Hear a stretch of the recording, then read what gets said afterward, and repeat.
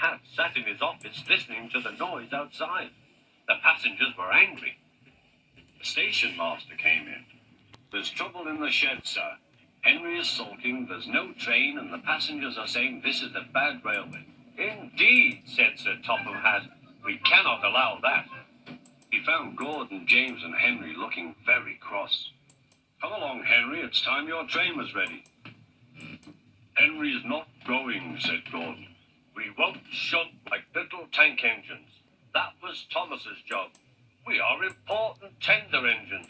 You fetch our coaches and we will pull them. Tender engines don't shunt." "We'll see about that," said Sir Topham Hatt.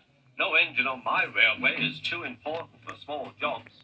And he hurried away to find Edward. The yard has never been the same since Thomas left to run his branch line, he thought sadly. Edward was shunting. "Leave those freight cars, please, Edward," said Sir Topham Hatt. "I want you to push coaches for me in the yard." "Thank you, sir. That will be a nice change." "That's a good engine. Off you go, then."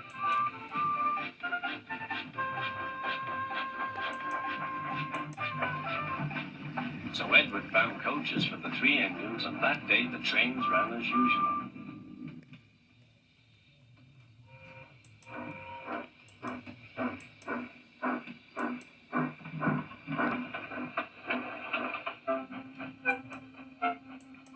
But next morning Edward looked unhappy. Gordon came clanking past, hissing rudely. "Bless me," said Sir Topham Hatt. "What a noise!" "They all hiss me, sir," answered Edward. "They say tender engines don't shunt, and last night they said I have grey wheels. I haven't, have I, sir?" "No, Edward, you have nice blue ones, and I'm proud of you. Tender engines do shunt, but all the same, we do need another tank engine here." He went to a workshop, and they showed him all sorts of engines.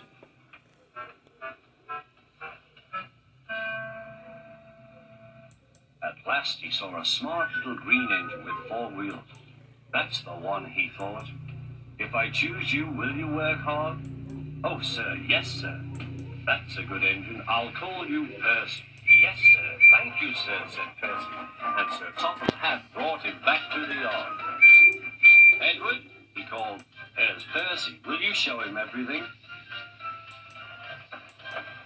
Percy soon learned what he had to do, and they had a happy afternoon.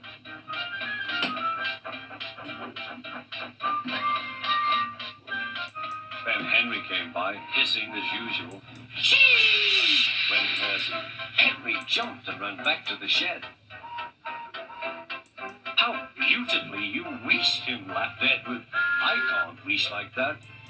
"Oh," said Percy, "that's nothing. You should hear them in the workshop. You have to wheesh loudly to make yourself heard." Next morning, Thomas arrived. "Sir Topham Hatt sent for me. I expect he wants help," he said to Edward. "Shh, shh. Here he comes," replied Edward. "Well done, Thomas. You've been quick. Listen, Henry, Gordon, and James are sulking. They say they won't shunt like little tank engines. So I have shut them up, and I want you both to run the line for a while." "Little tank engines, indeed," snorted Thomas. "We'll show them. And Percy will help too." "Oh, sir, yes, sir. Please, sir," answered Percy. Edward and Thomas worked the main line, greeting each other as they passed by. Percy puffed along the branch line. Thomas was anxious about Annie and Clarabelle, but both driver and conductor promised to take care of them. There were fewer trains, but the passengers didn't mind. They knew the 3 other engines were having a lesson.